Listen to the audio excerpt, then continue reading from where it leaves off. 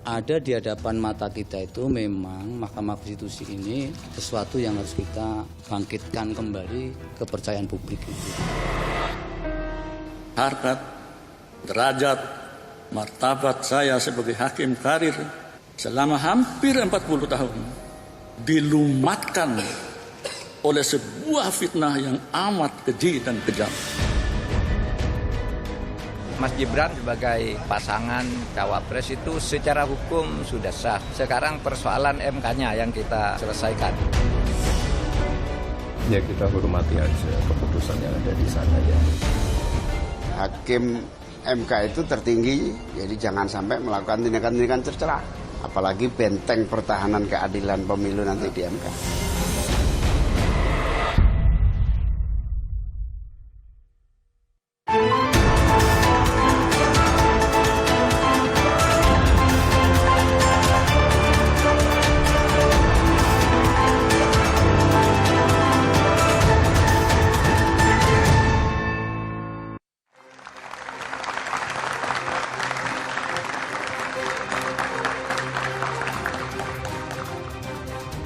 Selamat malam saudara, kritik kepada Mahkamah Konstitusi terus terjadi meski pucuk pimpinan MK telah berganti usai Anwar Usman disanksi.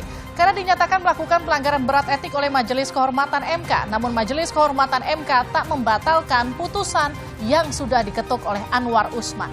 Meski demikian legitimasi Gibran Rakabuming Raka masih dipersoalkan. Pasalnya ia dianggap maju dan jadi kontestan di Pilpres tahun depan dengan alasan hukum yang juga masih dipersoalkan. Benarkah demikian? Berdampak pada elektabilitas pasangan Prabowo Gibran. Kita akan membahasnya bersama dengan sejumlah narasumber. Selamat malam dan juga selamat datang Deddy Sitorus, politisi PDI Perjuangan.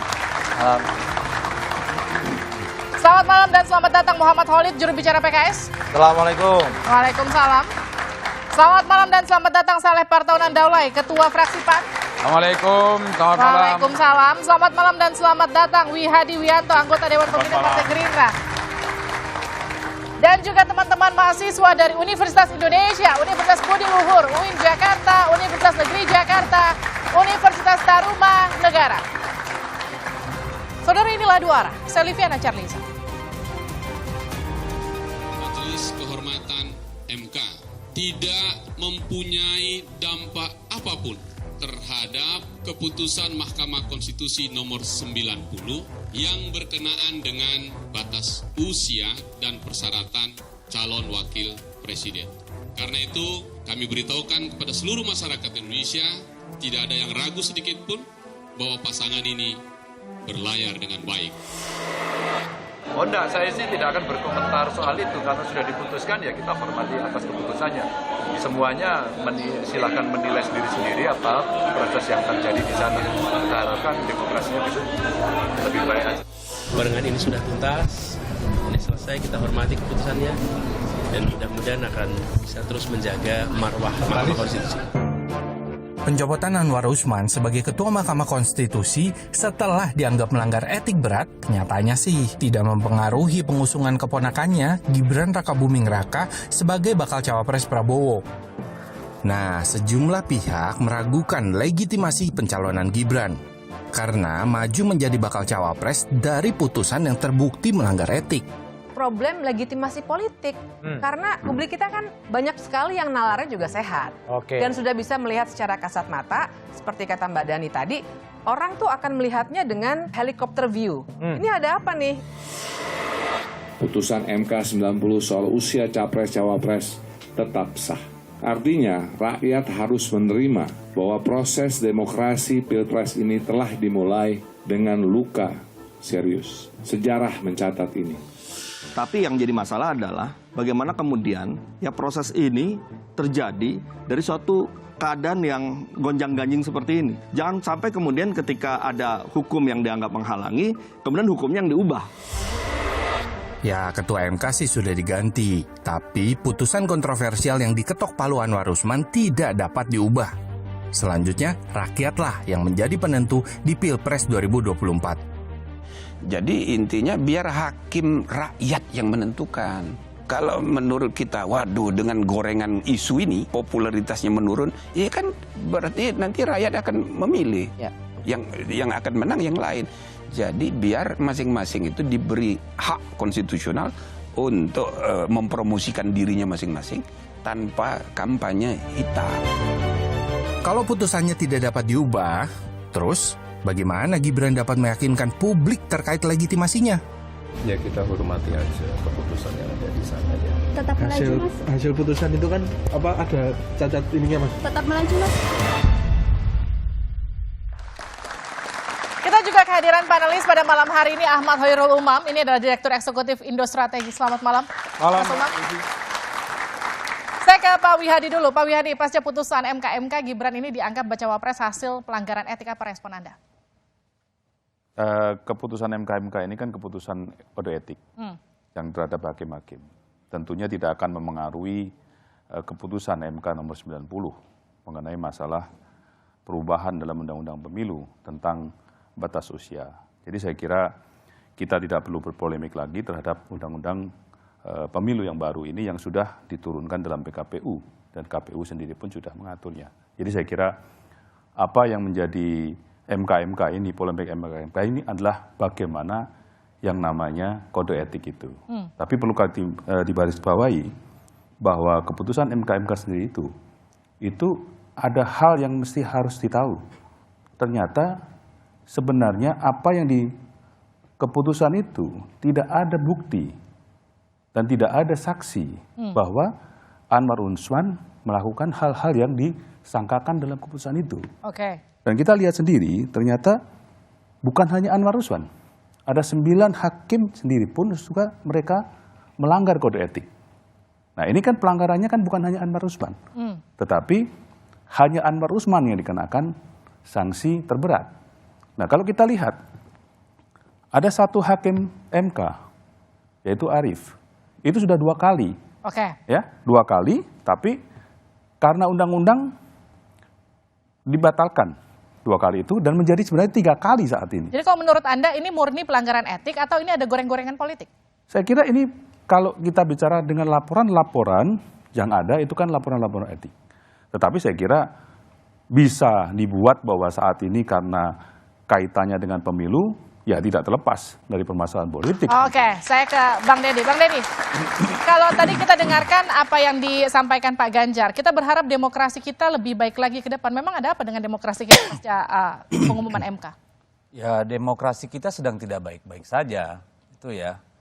Yang pertama kita harus melihat bahwa sebenarnya kita berharap Mahkamah Konstitusi itu menjadi garda terakhir ya untuk menjaga demokrasi kita ini berbasiskan konstitusi. Kenapa? Karena MK ini adalah menjadi tempat di mana keadilan diharapkan muncul. Tetapi kita sudah memulai pemilu ini dengan kejahatan terhadap konstitusi. Ada pelanggaran berat dilakukan oleh Ketua Mahkamah Konstitusi sehingga dia mendapat sanksi berat. Ya, karena dia adalah orang yang berhubungan langsung dengan orang yang mendapat manfaat dari perkara nomor 90, perkara yang sebenarnya sudah ditarik pada akhir minggu, tapi kemudian masuk lagi tiba-tiba dan akhirnya nggak ditandatangani oleh pemohonnya sendiri. Jadi di sana kan sudah kelihatan kekacauannya. Kalau saya melihat yang terjadi adalah Gibran, ya sebelum Gibran mungkin hasilnya putusan MK terhadap perkara nomor 90 harus kita terima, bukan karena dia benar. Tapi karena tidak ada mekanisme untuk membatalkannya. Jadi bukan karena benar putusan 90 itu tidak tersedia mekanisme untuk menganulir. Makanya salah satu mantan hakim konstitusi bilang ini ada cacat moral. Pak Yusril di kubunya sana juga bilang ini ada penyeludupan. Ya, jadi saya ingin katakan jujur saja, Gibran ini adalah walaupun dia jadi cawapres sekarang dan kita harus hormati keputusan Mahkamah Konstitusi, ini adalah hasil perselingkuhan politik dan hukum. Perselingkuhan politik, Bang Saleh, tanggapi, silakan. Baik, pertama begini ya, saya kira soal keabsahan Gibran untuk menjadi cawapresnya Pak Prabowo, semua pihak saya lihat sudah menyatakan tidak ada masalah sama sekali. Bukan berarti benar ya. Jadi ya saya mau membalikkan dulu ke sana. Yang mengatakan itu sah itu bukan kita malah justru. Yang menyampaikan itu sah adalah Pak Mahfud MD. Oke. Mengapa pernyataan Mahfud MD ini penting untuk kita kutip? Karena beliau sekarang pertama adalah cawapres dari Pak Ganjar. Yang kedua, Mahfud MD ini adalah Menko Polhukam. Yang memang urusannya itu adalah masalah politik dan hukum. Nah artinya beliau sendiri mengatakan putusan MK itu malah di luar ekspektasinya. Artinya sudah lebih daripada apa yang diharapkan sebagai personalnya Mahfud MD. Kemudian di dalam proses pembacaan putusan MK itu dijelaskan, di awal sudah dijelaskan bahwa ini tidak akan mempengaruhi putusan dari MK yang putusan 90. Berarti kan secara formal sudah legal ini. Nah sekarang saya lihat ini kan selalu dipersoalkan lagi, ini Gibran begini dan seterusnya. Ini sebetulnya tadi kembali ke pertanyaan pertama, apakah ini ada gorengan politik? Saya kira pasti. Karena ini kan terbukti nih, sudah diputus di sini, belum puas, ada sebagian dari pemohon itu yang melaporkan lagi para hakim-hakim ini yang katanya maladministrasi. Oke, jadi saya lempar lagi ke Pak Dedi. Jadi ini bukan semata pelanggaran etik, ini memang ada gorengan politik di sini. Sejak awal ini kan gorengan politik. Gorengan politik, partai-partai politik yang ingin anak presiden jadi calon wakil presiden. Itu politiknya sejak awal atau gorengan politik atau gorengan politik dari partai-partai yang tidak menginginkan Gibran maju, atau gorengan politik siapa yang mendapat dari partai-partai yang tidak menginginkan adanya calon anak muda jadi pemimpin di Indonesia ini. Ini yang bukan soal usianya anak muda. 37 tahun. Anda jangan ini yang mana yang menggoreng ini sebetulnya? Siapa yang menggoreng habis itu saya? Silakan, udah. Gimana? Ini bukan soal anak muda, ini soal anak presiden. Kalau soal anak muda, banyak sekali anak muda berprestasi di Republik ini.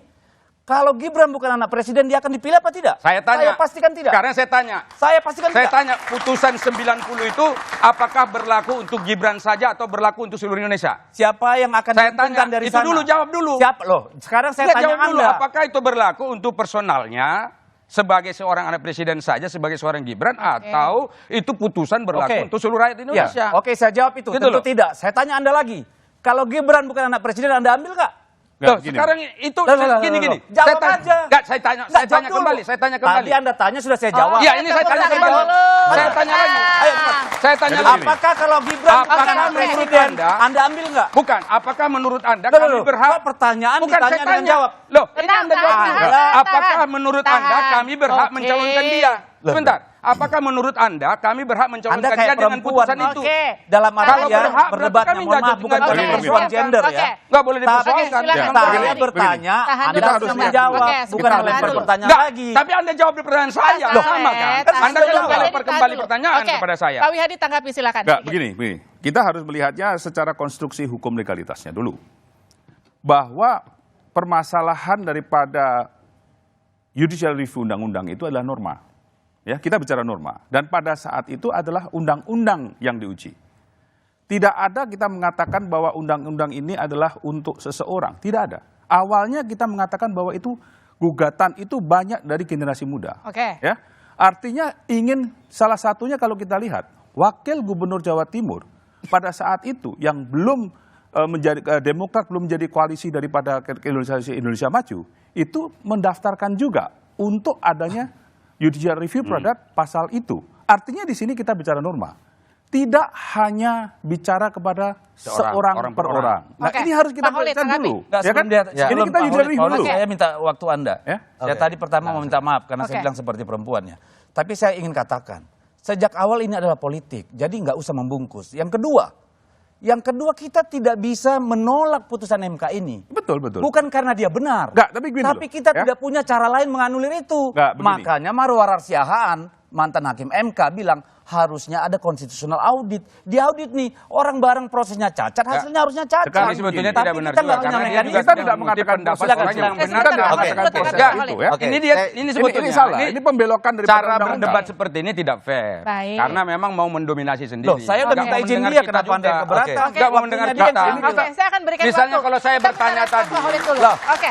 Gini, saya itu bilang sangat pas gitu loh. Bos, saya kasih tahu soal fairness. Kami ini dua kubu berbeda, Anda dua dan satu kubu yang sama. Itu aja udah nggak fair, tapi saya nggak persoalkan. Tadi saya minta waktunya dia, oke? Ya, Holid, sekarang silakan. nggak usah protes. Tahan dulu pasalnya sebentar. Soal ini saya tidak, ya gini ya sebentar. Ini soal teman Biar berdebat. bicara. Sebentar, Tarik saya napas kasih tahu sedikit. dulu. Tarik napas Nggak, sebentar. Saya kasih tahu sama Pak Dede ya. Kami datang Nanti ke sini kasih tidak tahu setelah acara, biar dia ngomong dulu. Tidak tahu Udah, siapa udah. yang diundang oleh Kompas. Baik. Ya, oke. Kita Oke. diundang oleh Kompas, bukan diundang berbarengan Ya bersama. oke lah, udah Oke, biar nah, ngomong. oke. Ya. Ini harus dicatat juga loh. Oke, ya. Ini Kompas TV yang undang, bukan diundang oleh satu dua orang. Nggak ada urusannya kita Iya, tahu. udah dengar, udah dengar. Nggak, kita sama-sama tamu di sini. Iya, udah. Nggak, Anda kan mencoba Ya mendiskreditkan udah, nggak usah kita dengan tunjuk-tunjuk cara lah. itu. Nggak betul. Pasalnya tenang. Cara berdebat Anda tidak betul. Pasalnya Oh, iya. tenang. Oke, Terserah. Pak Holid silakan. Tenang. Jadi ini kalau terus-terusan nggak akan selesai. Ya. Tapi kalau kita lihat, kita harus meresonansi apa yang dirasakan oleh publik. Ketua BEM UI, di sini saya lihat ada mahasiswa UI juga dan mahasiswa yang lainnya. Ketua BEM UI kemarin menyatakan keluarganya mengalami intimidasi karena dia mengkritik kebijakan putusan dari MK. Ini adalah suara publik. Please, para politisi dengarkan suara publik. Dengarkan apa yang dirasakan publik. Kalau kita hanya berlogika, logika elit, maka resonansi, aspirasi, apa yang dirasakan oleh publik itu tidak akan sampai. Dan inilah yang harus kita lakukan. Kalau kita bicara tentang MK, pengadilannya bukan pengadilan hukum, tapi etik. Etika, kenapa etika? MK yang etik. MK. Pengadilannya ada etik. Kenapa etik? Karena kita bicara tentang moral standar. Standar moral. Standar moral hakim MK, apalagi ketua MK, dia harus memiliki standar moral yang lebih tinggi. Bahkan lebih tinggi dari DPR dan eksekutif. Persyaratan menjadi hakim MK, dia harus menjadi negarawan. Eksplisit disebutkan di sana. Maka ini masalah etik, masalah legitimasi moral, itu menjadi hal yang sangat-sangat krusial buat hakim MK. Tapi kan produknya tidak bisa diapa-apain. Itu bicara legal. Oke. Tadi juru bicara udah clear tadi disampaikan tadi kan. Secara hukum, secara legalitas oke. Saya tidak ingin berbicara terkait bagaimana asas legalitasnya. Baik. Tapi kita bicara bahkan MK itu menunjukkan terkait moral standar. Standar moral inilah yang harus menjadi penopang tegaknya konstitusi di negeri kita. Oke. Ini bukan masalah Gibran atau bukan Gibran. Ini adalah masalah standar moral etika yang harus ditegakkan. Itu yang harus menjadi catatan kita bersama. Ya, coba kita bedah keputusan MK itu. Apakah sekarang kalau kita bicara etik, apa yang dilakukan oleh Anwar Usman itu tidak ada yang kalau kita lihat bukti dan tidak ada hukum yang mengatakan bahwa dia itu bersalah sebenarnya. Kita lihat MK. Kita bedah, sudah bedah atau belum? Kita sudah bedah. Saya sudah bedah di sini ya. Tapi di sini, ya, bentar. Kalau kita lihat yang dilaksanakan oleh Anwar Usman adalah yang publik mengatakan adalah bahwa dia adalah paman daripada Gibran. Kan begitu. Tetapi kalau kita lihat di tahun 2003 Prof. Jimli sendiri juga pernah mengadili yang mempunyai konflik of interest. Saldi Isra juga demikian. Artinya ini kan sudah jurisprudensi yang dilakukan oleh MK. Jadi kalau kita bicara orang per orang, kita tidak bisa menyalahkan satu orang. Nah disinilah kita bicara, kalau kita bicara dari keputusan MK itu, tidak ada satupun bukti yang mengarah bahwa ini ada kesalahan etiknya. Oke. Ini kita harus lihat dulu. Tapi artinya gini, bagaimana stigma yang melekat bahwa ini betul ada pelanggaran etik dalam keputusan dari Anwar Usman. Nanti dijawabnya usai jeda di luar. Oke.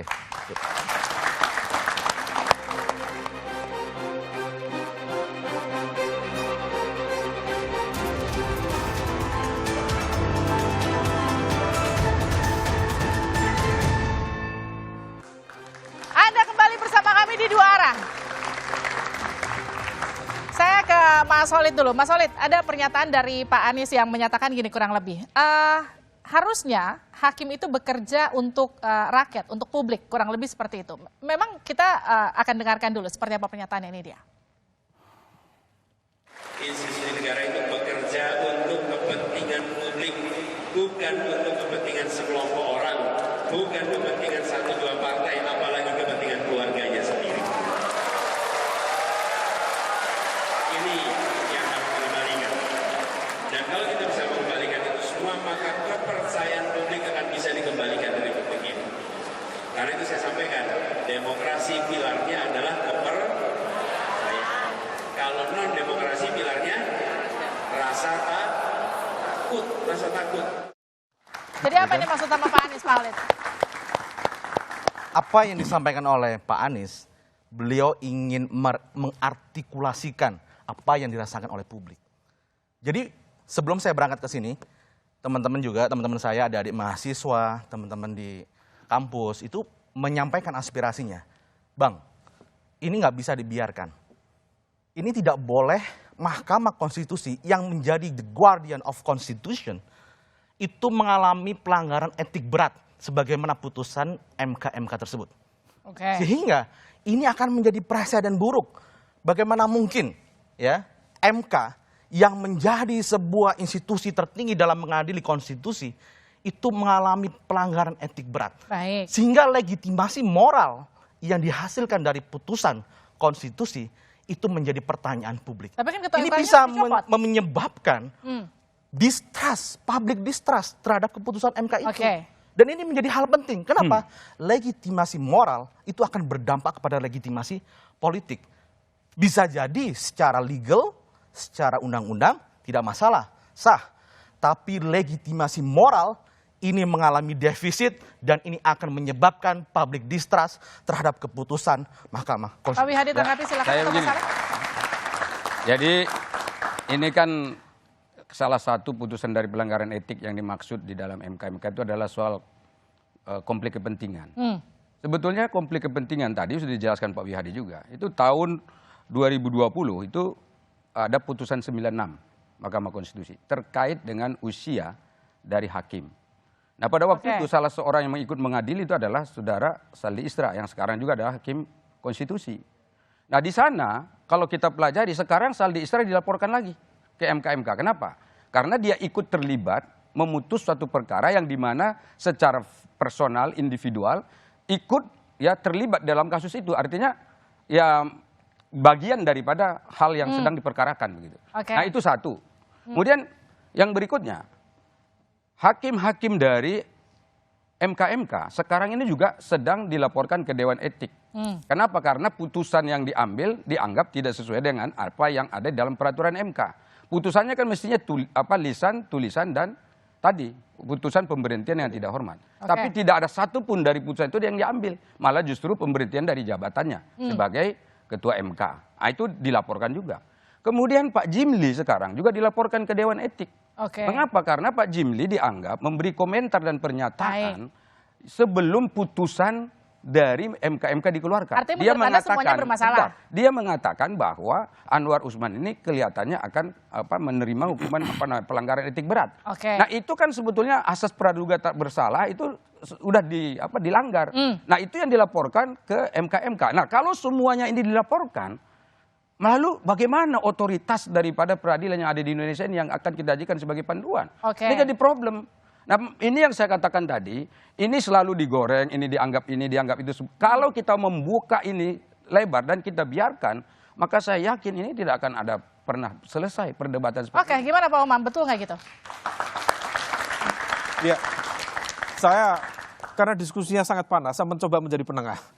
Di satu sisi sebenarnya betul apa yang disampaikan oleh kubu Prabowo Gibran, bahwa secara legal formal, putusan dari MK kemarin itu tentu merujuk pada pasal 24 konstitusi yang bersifat final and binding, final dan mengikat.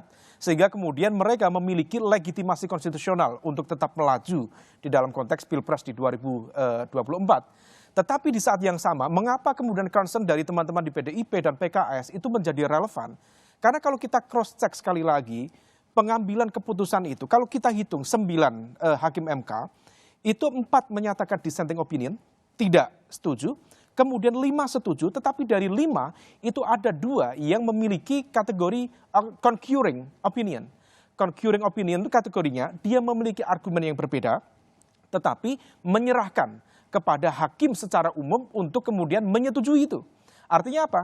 Kalau kemudian 5 dikurangi 2 ada 3. Nah kalau 3 kemudian variabel Pak Anwar Usman dianggap melakukan pelanggaran berat, maka kemudian kalau misal ini di take out variabel Pak Anwar Usman, besar kemungkinan putusan 90 tidak akan terjadi. Nah itu yang kemudian tadi disampaikan oleh Bang Deddy Sitorus, kalau ada mekanisme itu dianulir sebagai bentuk respon atas MK, maka kemudian menjadi legitimate, problemnya tidak ada mekanisme itu. Nah itu poin pertama. Yang kedua Mbak Livi, saya mengapresiasi to some extent putusan dari MK Tetapi di saat yang sama, tampaknya MK-MK sendiri mencoba untuk bermain di antara dua gelombang. Oke. Ada satu poin yang cukup krusial dan juga sangat sensitif.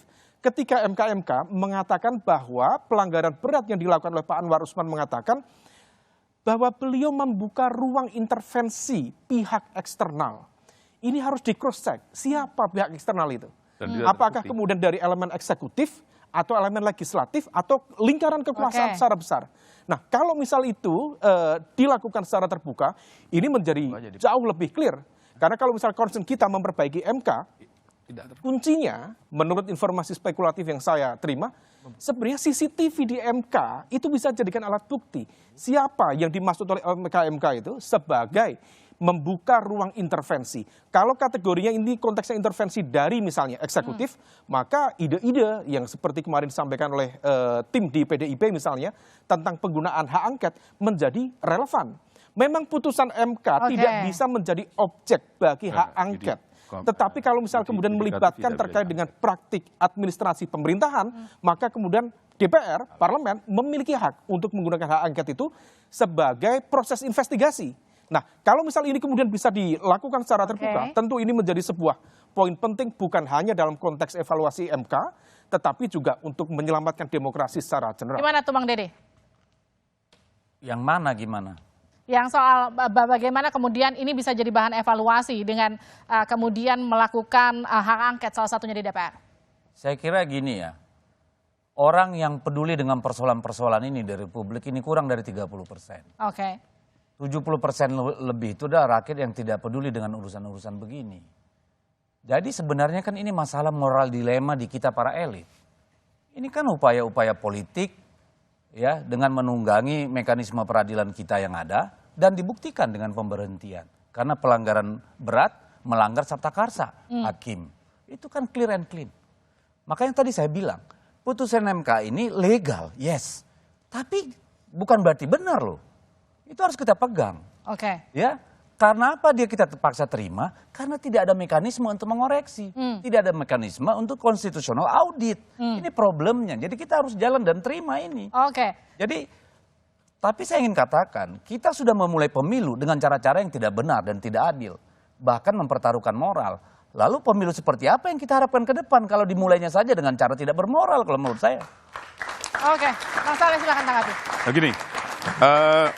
Pertama saya menanggapi dulu daripada Kang Umam. Jadi begini, kalau kita bicara masalah intervensi, itu tidak terbukti dalam keputusan MK-MK. Terbukti, ya. Tetapi ada satu juga yang tidak terbukti adalah pembocoran daripada rahasia negara, pembocoran daripada hasil RPH itu.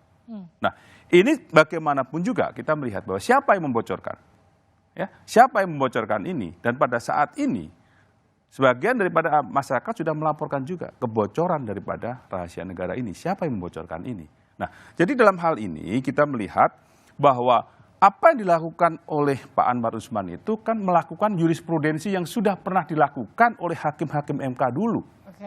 Ya kan? Jadi dalam hal ini, kalau keputusan MK-MK itu memberikan keputusan bukan hanya Anwar Usman sebenarnya, 9 hakim itu semuanya juga kena kode etik. Tapi kenapa hanya Anwar Usman aja yang diberat seperti itu? Kita bicara yang namanya Arif ini, itu sudah 2 kali dan 3 kali sekarang ini. Artinya kalau sudah 3 kali, walaupun dibatalkan oleh undang-undang, tetapi sebagai seorang sosok hakim sudah 3 kali, artinya itu kan sudah merupakan sesuatu hal yang dengan tanda kutip bahwa pelanggarannya adalah pelanggaran berat. Nah ini ada yang harus kita lihat secara fairness kalau kita mau betulkan ini. Ya, jadi maksud saya begini, hal ini adalah merupakan suatu kode etik daripada MK. Kita tidak bicara mengenai masalah keputusan daripada MK nomor 90, karena itu sudah final and impending. Ya, artinya sudah selesai. Kalau kita bicara mengenai masalah bagaimana kita membetulkan MK, bagaimana kita menjalankan yang namanya kita membenarkan masalah MK, maka itu adalah tugas kita bersama. Kedepannya MK mau seperti apa? Nah, inilah yang mesti harus kita semuanya tahu bahwa ternyata MK mesti harus ada pembenahan ke depannya. Itu yang Ya, sebenarnya yang disampaikan Pak Wiyadi tadi dengan konteks urgensi untuk memperbaiki MK sebenarnya bentuk mengakui memang ada sesuatu yang problematik di MK. Baik itu dalam konteks etik, jadi ada problem dalam konteks etik, tapi juga dalam konteks struktur institusionalnya juga mengalami problematik di situ. Tetapi kemudian kalau misal kita cermati, tadi kembali ke konteks ruang intervensi, itu sebenarnya disampaikan secara terbuka, secara clear dalam materi putusan yang disampaikan oleh Pak Jimli, dan sebenarnya kalau misal kemudian mau masuk lebih dalam, bisa dilakukan lebih lanjut. Problemnya, ini besar kemungkinan akan memantik sebuah dinamika dan benturan politik yang jauh lebih besar. Kita paham situasi itu. Nah, tetapi di saat yang sama, barangkali ada pihak-pihak yang juga agak menikmati. Karena bagaimanapun juga dengan hadirnya Mas Gibran sebagai cawapres Pak Prabowo, sebenarnya memberikan ruang munisi yang terbuka bagi rival-rival politik Prabowo Gibran. Narasi politik dinasti tentang isu nepotisme, itu adalah munisi yang cukup efektif untuk mendelegitimasi itu. Tetapi yang kemudian bisa dibuktikan misalnya, bagaimana kemudian yang kita bayangkan kalau misal terjadi penolakan, harusnya KPU itu menghadapi resistensi di Komisi 2. Faktanya proses dari putusan MK nomor 90 tidak mengalami resistensi signifikan di Komisi 2. Dan kemudian kemarin secara cepat PKPU nomor 19 tahun 2023 diubah secara cepat menjadi PKPU nomor 23 tahun 2023. Kita cek itu dalam hitungan cepat, kita cek di pasal 13 ayat 1 huruf R. Itu sudah secara otomatis mengakomodir putusan di perkara 90. Artinya, to some extent, dari rival-rival politik dari Pak Prabowo Gibran mencoba untuk menggunakan ini sebagai sebuah alat untuk mendelegitimasi, tetapi tetap diberikan ruang untuk mereka maju di kontestasi. Nah, itu yang kemudian jadi pertanyaan untuk Pak Saleh terakhir. Jadi bagaimana kemudian menjawab sejumlah hasil survei yang menilai pasca putusan MK ini kemudian menggerus elektabilitas Pak Prabowo? Nanti jawabannya usai jeda. Ya, baik.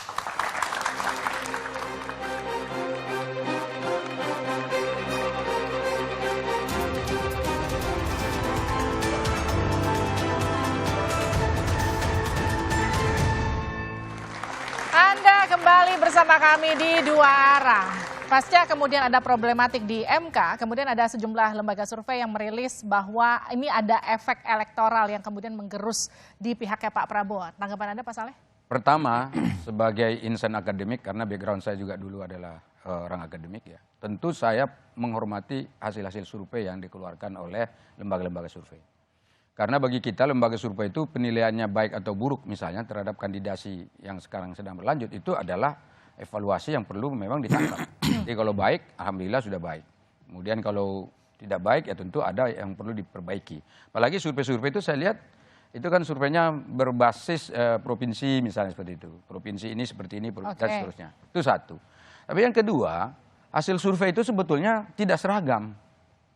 Jadi kalau saya lihat, ini kan ada yang mengatakan ini surveinya turun. Padahal sebetulnya survei internal kami itu justru naik gitu. Jadi luar biasa naiknya malah. Jadi putusan MK itu nggak mempengaruhi apapun? Ya, menurut kami justru sekarang ini ya putusan MK yang tadi itu adalah hanya untuk mencari legalitas yang dipertanyakan publik terkait dengan pencalonan seorang Gibran dalam hal ini. Nah itu menurut kami sudah selesai. Nah karena itu kami sekarang sedang berlomba-lomba untuk menyampaikan apa yang akan kita lakukan andai kata Prabowo dan Gibran jadi presiden atau wakil presiden. Nah itu yang kita sampaikan ke publik. Jadi mestinya perdebatan-perdebatan terkait yang tadi mestinya sudah selesai sesaat setelah MK mengambil keputusan. Jadi mestinya kita sekarang masuk pada hal-hal yang substansial. Nah karena itu sekali lagi survei tadi itu banyak ragamnya. Coba dilihat. Sekarang malah dulu ya awal-awal saya lihat ketika kontestasi ini mulai itu selisih-selisih angkanya agak tipis tuh.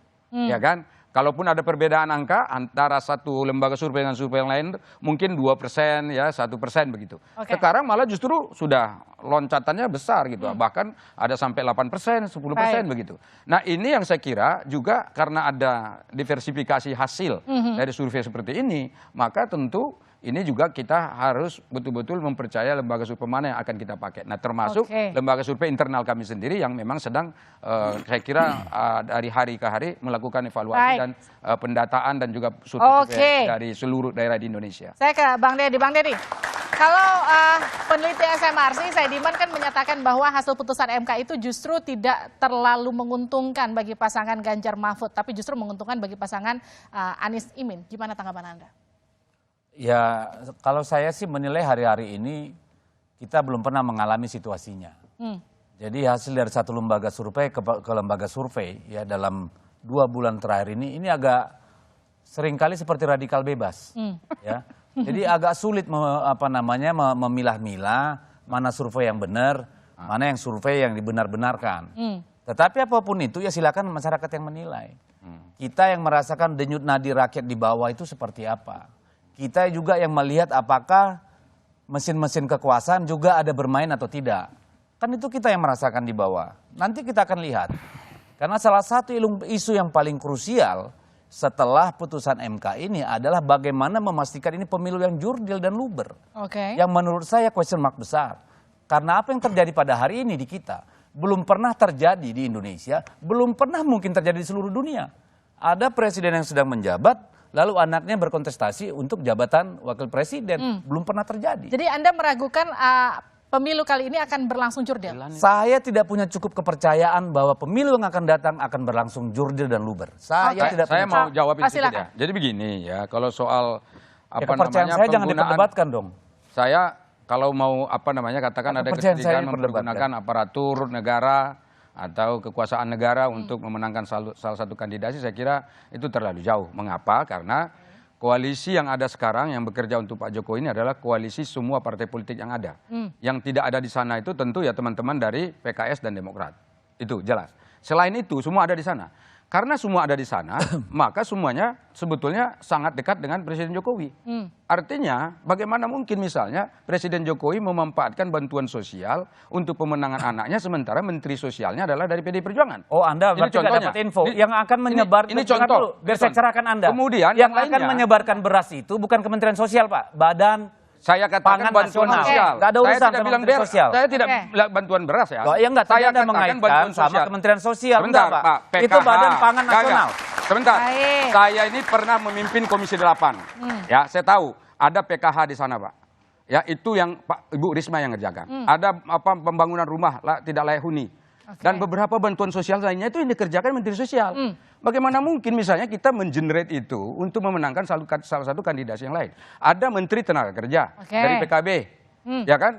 Nah, Menteri Tenaga Kerja ini kan misalnya dia sangat dekat dengan buruh, sangat dekat dengan kesejahteraan buruh. Nah, bagaimana mungkin kita memanfaatkan itu? Ada Menteri Desa, silakan. Ada Menteri yang lain, itu loh. Jadi ini semuanya masih bekerja di dalam konteks PKS ini. sebagai satu-satunya oposisi di sini, silakan.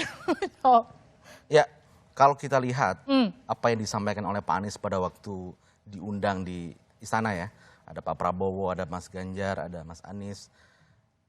Point of view dan sikap tegas dari Mas Anies adalah netralitas itu adalah kunci. Sehingga netralitas ini bukan hanya di kata-kata, tapi juga dalam tindakan dan kebijakan. Sehingga inilah yang kemudian harus menjadi pegangan dari terutama penguasa saat ini. Karena begini, saya ambil konteks MK ini. Kalau kita lihat, ini kan sebelum gaduh ini, peraturan pemilu kan sudah jelas. Bahwasanya usia 40 tahun tidak bisa. Gitu kan. Kemudian ada gugatan. Jadi konteksnya ini kita harus lihat, ada perubahan ketika ada seorang kandidat di sini. Publik bertanya, itu hal yang wajar. Sehingga kenapa saya tidak mempermasalahkan legalitas hukum. Kami tidak mempermasalahkan legalitas sah atau tidak sah, itu sudah selesai. Tapi legitimasi moral inilah yang harus kita bangun. Sehingga rakyat ketika memilih, dia memiliki trust. Dia menitipkan harapannya itu dengan kepercayaannya. Bahwasanya penyelenggara negara itu netral. Bahwasanya penguasa itu netral. Walaupun anaknya maju, dia tetap netral. Ini yang harus dibangun. Pak Wihadi, silakan tanggapi. Kalau kita bicara mengenai Pak Wihadi, silakan tanggapi. Kalau kita bicara masalah penguasa netral, kita punya pengalaman 2019. Bukan anak presiden yang maju, tapi presidennya maju lagi. Dan itu dialami oleh kita sebagai pada saat itu Pak Prabowo. Dan lawannya. Dan lawannya adalah Presiden Jokowi. Ini bukan anaknya, presidennya yang kita lawan. Dan kita lihat pada 2019, kalau 3 bulan sebelum pemilu ini, yang terjadi itu adalah saling lapor dan saling komplain kenapa laporan di sana lebih cepat, laporan ini lebih lama. Nah, artinya di situ kan sudah tidak ada sesuatu hal yang tidak netralan pada saat itu. Dan itu terjadi, kita tak akui itu. Ya. Tetapi pada saat sekarang ini, sebelum 3 bulan pemilu, adem-adem aja kita ini. Tenang-tenang aja. Ya kan? Nah, artinya di sini, ayolah kita sekarang ini hilangkan mengenai masalah perbedaan ini, kita adu program, ya, kita sambut pemilu ini dengan yang gembira tanpa kita harus dengan black campaign, tanpa harus kita mengatakan bahwa kita ini adalah mengatakan bahwa ini seperti ini, ya kan, kemudian provokasi dan segala macam. Hilangkan itu, kita adu program, karena ini ada tiga kandidat ini. Kalau dua kandidat, sekarang 3 kandidat. Silakan tanggapi. Akhirnya kita bisa kalau saya sih apa yang mau ditanggapi? Kita kan tidak sedang adu program. Enggak. Topik kita pada hari ini kan bicara tentang persoalan MK. Berbicara tentang bagaimana proses kontestasi pemilu ini dimulai. Tapi kita bicara tadi kan mengenai masalah netralitas. Iya. Saya Makanya saya mau sambung. Begitu kan? Makanya saya sambung. Sudah banyak percakapan di masyarakat sekarang tentang bagaimana ada instrumen-instrumen kekuasaan yang katakanlah bertindak di lapangan. Yang sebenarnya sangat aneh. Ambil contoh. Ada urusan apa polisi datang ke kantor partai PDI Perjuangan di Solo dan di Pasuruan? Itu semua partai. Ntar dulu, kata siapa semua partai? Kan kata mereka. Kan udah diklarifikasi oleh pihak kepolisian. Kata mereka. Mana buktinya? Dan kalau itu terjadi harusnya Anda juga protes. Karena partai politik itu lembaga yang resmi. Di dalam undang-undang dasar kita, Pak. Tidak ada cukup alasan kecuali ada kegentingan yang memaksa. Gak ada itu. Saya kira begini ya. Bentar lah, kan belum selesai. Ada apa lagi? Kita tahu bagaimana semua baliho, semua reklame, itu disiapkan dalam satu malam pasang ada suatu kekuatan yang terorganisir mengorkestrasi ini. Tidak mungkin partai politik. Tidak mungkin itu. Itu sudah terjadi gitu ya. Dan banyak hal-hal lain yang kita ketahui tidak mungkin kita buka di sini. Ya. Karena tidak mungkin, karena kita ingin pemilu ini berjalan dengan baik, walaupun kita tahu potensinya untuk curang ada. Nah, saya tambahkan sedikit. Ada peribahasa mengatakan tidak ada asap kalau tidak ada api. Jadi ini apa yang terjadi di MK ini adalah asapnya, pasti sebelumnya ada apinya. Sehingga kritik dari kekuatan sipil, kritik dari teman-teman mahasiswa, kritik dari para akademisi, kritik daripada jurnalis, kritik dari para pengamat, kritik dari kalangan masyarakat, itu adalah sebuah fenomena yang harus dijawab. Jangan sampai keraguan itu semakin menjadi kolektif. Ini kita memulainya harus dengan trust yang baik. Jadi ini kita harus memulai dengan trust yang baik. Sehingga presiden ya dan penguasa harus bisa meyakinkan kepada publik bahwasanya penguasa adalah netral, ya. Apa yang terjadi ini adalah sesuatu yang bisa dikendalikan dalam arti sesuai dengan aturan main yang fair, ya. Kalau rasa sense of injustice, rasa ketidakadilan itu muncul, maka adik-adik mahasiswa akan bisa turun ke jalan nanti. Artinya bagaimana menjawab dan juga membuktikan bahwa pemilu 2024 bisa berlangsung jujur dan juga adil, kita akan kembali usai jeda di Dua Arah.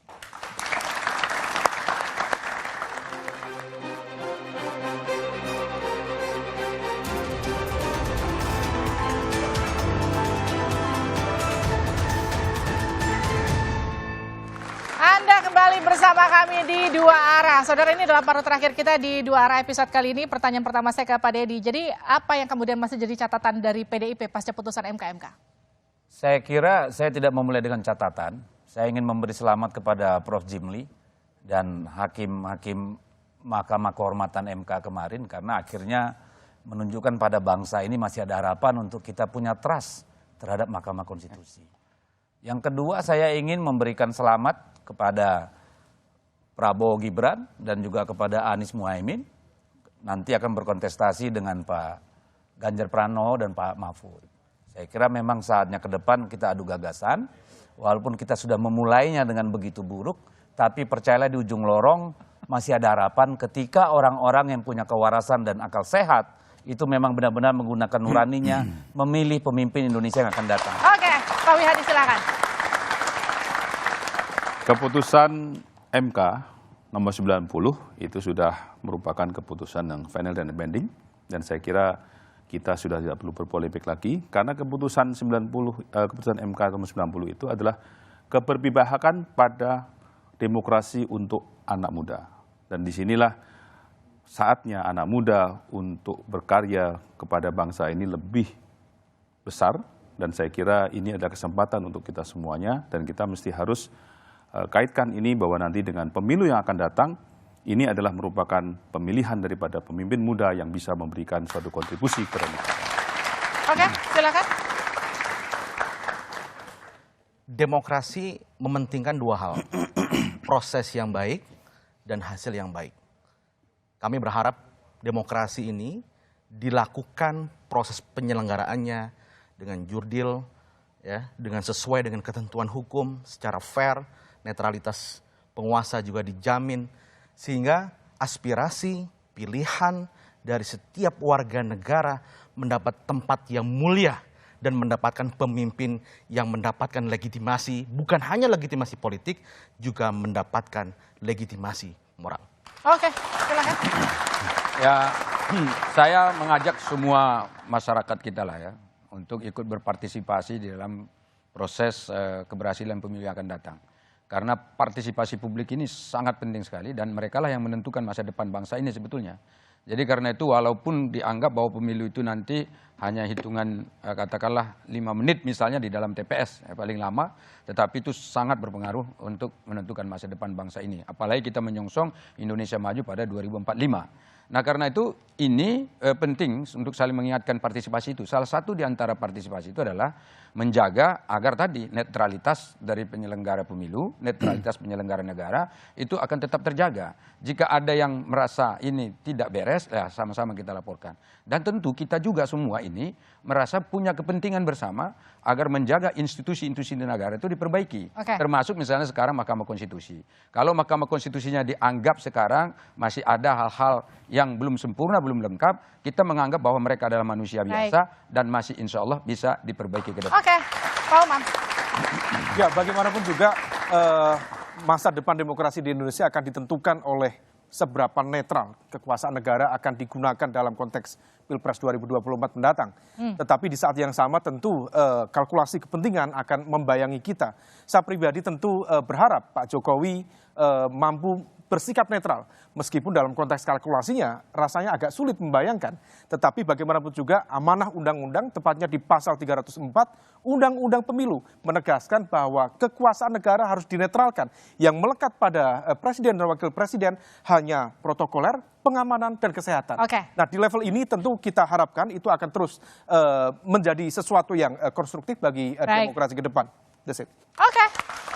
Saudara, kata orang, politik bukanlah urusan benar dan salah, namun menang dan juga kalah. Kata orang, politik adalah urusan bagaimana mendapatkan dan mempertahankan kekuasaan, meski harus menomorduakan nilai etika dan azas kepatutan. Namun tak boleh dinafikan reputasi, legitimasi, dan kepercayaan patut jadi pertimbangan. Karena tanpa itu kekuasaan tak akan bisa menggerakkan, kecuali dengan ancaman dan juga paksaan. Saya Liviana Charlisa, tetap saksikan Kompas TV untuk mengupdate informasi terkini, terutama seputar pemilu, hanya di Kompas TV, independen terpercaya. Sampai jumpa.